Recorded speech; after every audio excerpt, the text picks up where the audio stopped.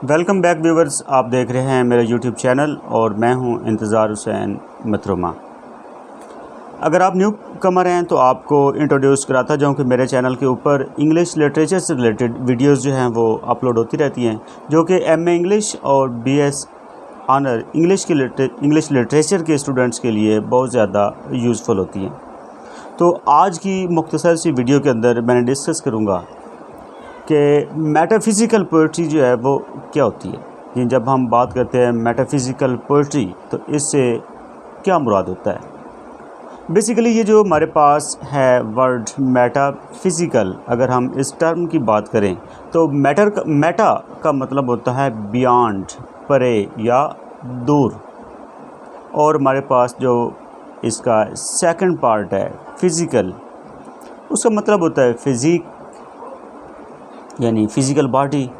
तो मेटाफिज़िकल जो पोइट्री है ये ऐसी पोइट्री होती है जो बियॉन्ड फिज़िक या beyond physical objects, beyond physical things, यानी इनके अंदर फ़िज़िकल ऑब्जेक्ट्स और फ़िज़िकल थिंग्स वाला जो एलिमेंट था वो नहीं है, बल्कि ये क्या है, ये इमेजिनरी चीज़ों के ऊपर है। ये स्पिरिचुअल भी आप इसको कह सकते हैं कि ये इसका फोकस जो है वो स्पिरिचुअलिटी के ऊपर होता है, इसका फोकस मैटर के ऊपर जो है वो नहीं है।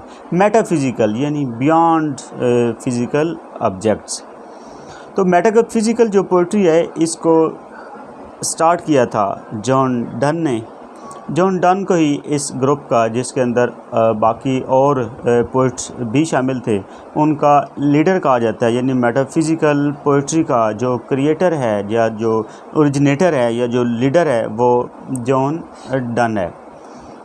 ये मेटाफिज़िकल पोइट्री जो है इसकी क्वालिटीज़ में से ये क्वालिटीज़ हैं कि इसके अंदर विट का इस्तेमाल किया जाता है, इसके अंदर कंसीट्स का इस्तेमाल किया जाता है, इसकी जो लैंग्वेज है वो मेटाफोरिक लैंग्वेज होती है।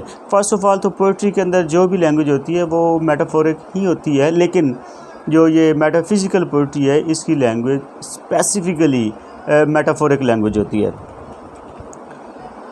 और इसका ये भी याद रखना है कि ये जो टर्म है मेटाफिज़िकल या मेटाफिज़िक्स, ये सबसे पहले डन ने यूज़ नहीं किया ये वर्ड, बल्कि ये ड्राइडन ने यूज़ किया था।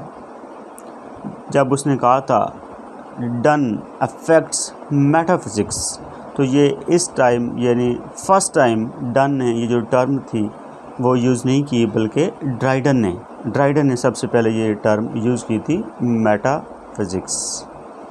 तो इसमें जस्ट आपको ये बताना था कि मेटाफिज़िकल पोइट्री जो है वो क्या होती है।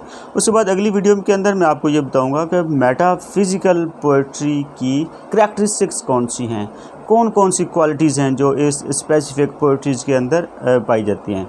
तो मिलते हैं अगली वीडियो में। अपना ख्याल रखिएगा। अल्लाह हाफ़िज़।